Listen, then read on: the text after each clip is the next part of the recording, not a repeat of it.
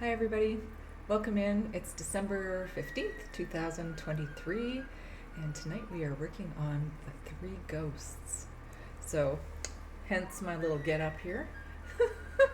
It's very fun though, don't you think?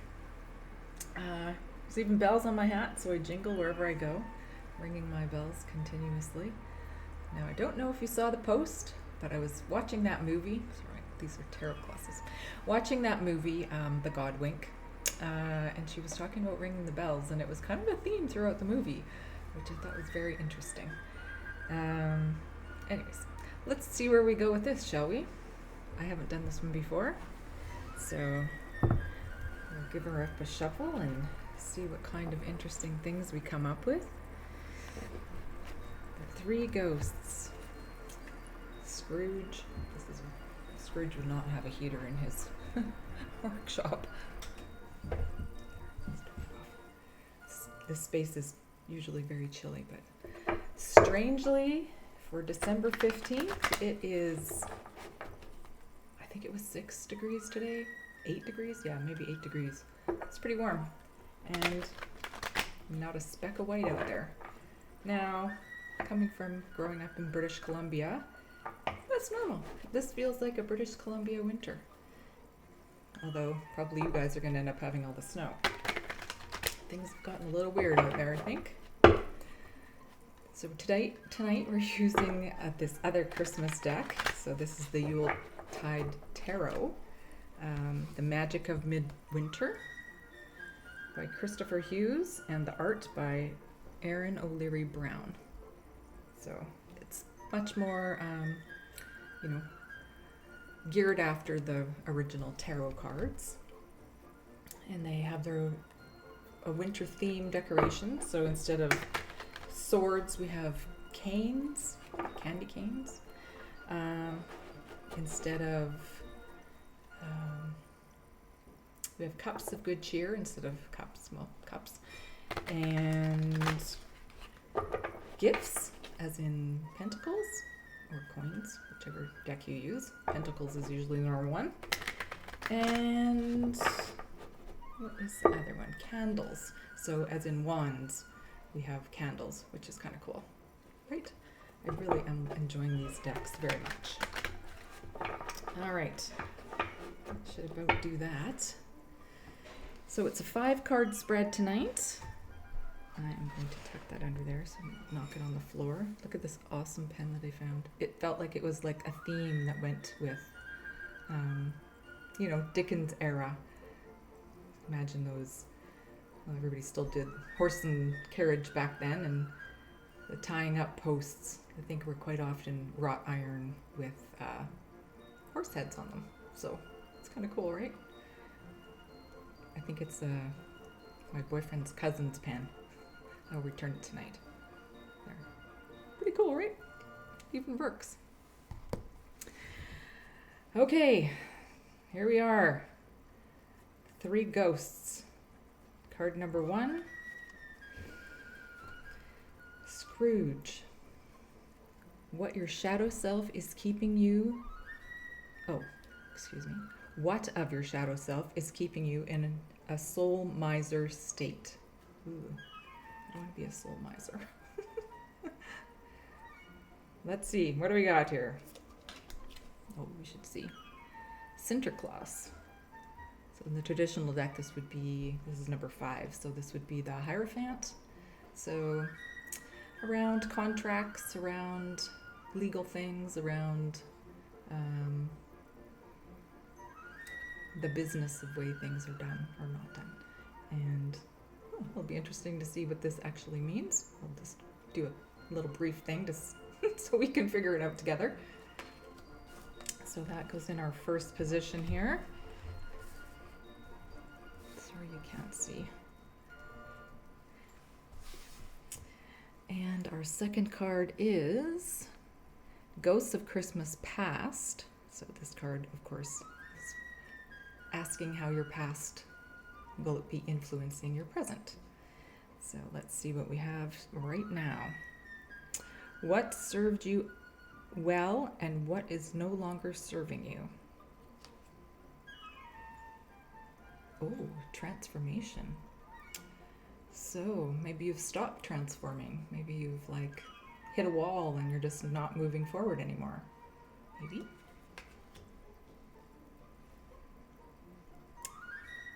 Christmas past. The Ghost of Christmas Past was supposed to be fun. This looks like the Christmas future one. But things do repeat, so, right? What in your past is not serving you? Maybe it's time to let that go, whatever that might be. Okay, card number 3, Ghosts of Christmas Present. Your life at this moment, and asks you, what do you consider a blessing and what do you consider a challenge?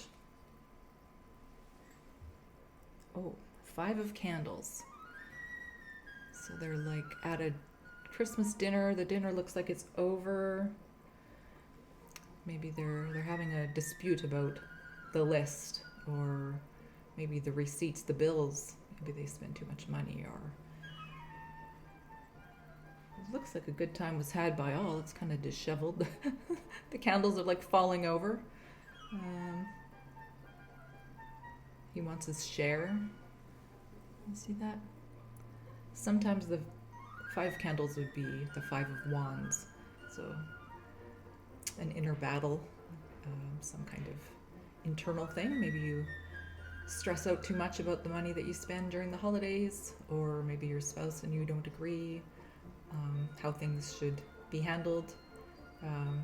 But it's nice to see they've done it after, in private, after the dinner party's over. Discussion's good. It can be good too, right? So card number 4, Ghost of Christmas Yet to Come. Of course, it takes a look at the future and what is potentially in store for you or us, because this is a general read. Take what resonates, leave the rest. Maybe sometimes it's only one card or one thing that it, gets said, or, you see the picture. I should hold them closer so you can see them. This card is very sweet. It's got the sun in the back there. 6 of candles. That's the victory card. So they're happy. They're celebrating something. Victorious about something. That's in the future. So something that might be coming up. What's potentially in store for you? Oh, that's pretty good. Our transformation here has gone from, the death card to talking it out to victory.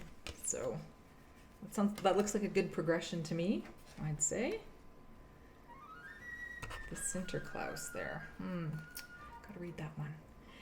And the last and final card is Tiny Tim. This card represents the This card represents the transformed self. So how your Scrooge aspect may be influenced by the experience of the 3 ghosts. So in the end, what's the outcome? Oh, 2 of good cheer. Look it. That's like union, happiness, 2 of good cheer, 2 of cups. Celebrating. I know in this deck this is like a new people meeting up. Just like 1 becomes 2 kind of thing, right? And it's always, collaboration. It could be that too. It doesn't have to be romance. It could be partnership. It could be just friends, But let's have a little look at this. I'm going to read that Sinterklaas one, since that's the Scrooge card, and then we'll see what kind of we get out of this. Sorry about all the jingling in the background. It's not the bells kind of jingling. Where's my book? All right. Sinterklaas. Let's look at that. What number is it? 5. Right.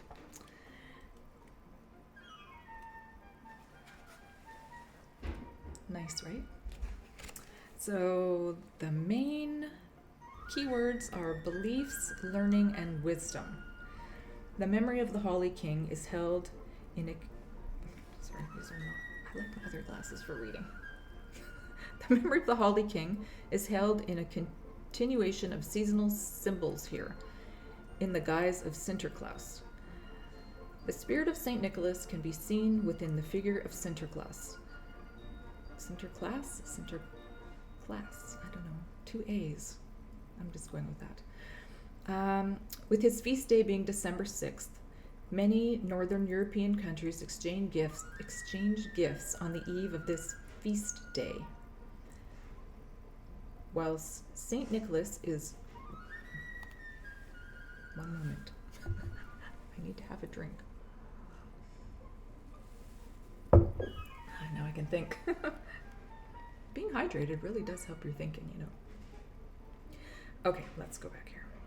While St. Nicholas is reputed to have been a real-life bishop and a patron saint of children, the figure itself is steeped in the mysteries of the season.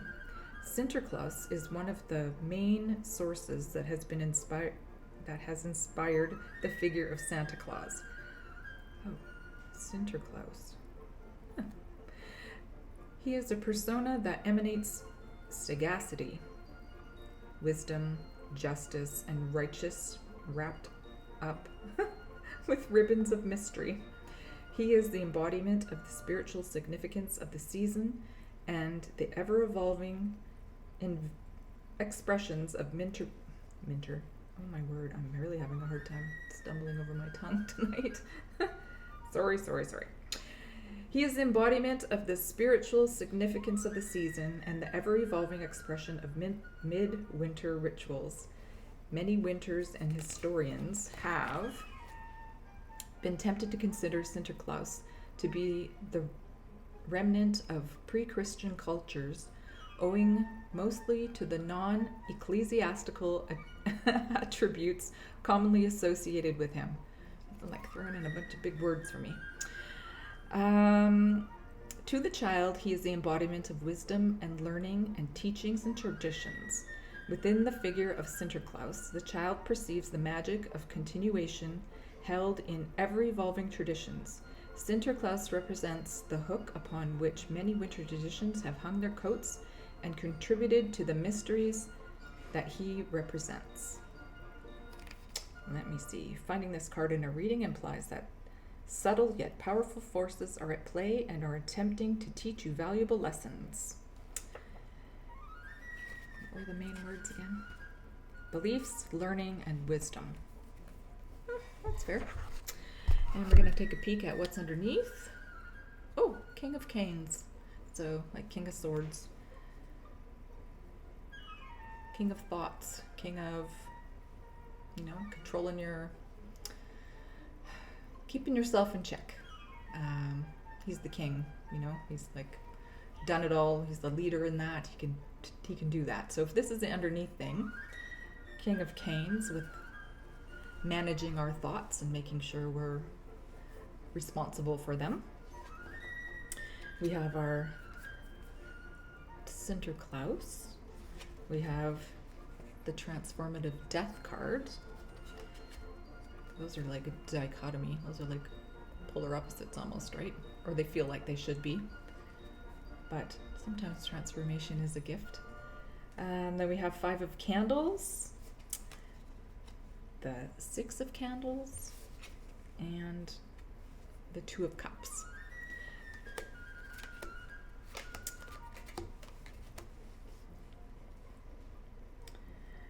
What I see here is,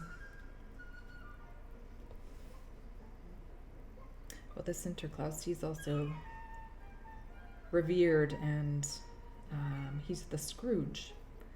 So maybe being too serious, too diligent. The King of Canes, he's also a serious kind of guy. Having the seriousness over the holidays, maybe, making sure you keep yourself disciplined and keep your head on your shoulders, make sure you don't overspend. Maybe that's the thing. We're transforming the way we do things. So, homemade gifts or gifts from the heart, gifts of service, anything that you have to offer that, doesn't cost any money. having good communication and really hearing the other, whether it's your friends, family, coworkers, whatever. This time is stressful, right? So keep an open mind and maybe keep a rein on your, just keep an inventory, maybe, right? Keep up with your accounts and make sure that you've, right? They worked in an accounting house, so keep up with your accounts and make sure that you keep everything in check over the season, because there's nothing like coming to the new year and realizing you've overspent and now you've got to figure out how to claw it back somehow in the first couple months, right? Because let's face it, things are a little bit tough and things are getting expensive, so keeping track of your being fiscally responsible is a really good idea. And if you keep going on that path, right, we're gonna have victory. Look at bright sun too, and that's sun is happiness and hopeful. So we can do it. We got it. And in the end, union, balance, harmony, excitement. You know, happy that it worked that way. So, anyways. Eventually, we'll get into the little bit more, you know, the astrological meanings and things like that.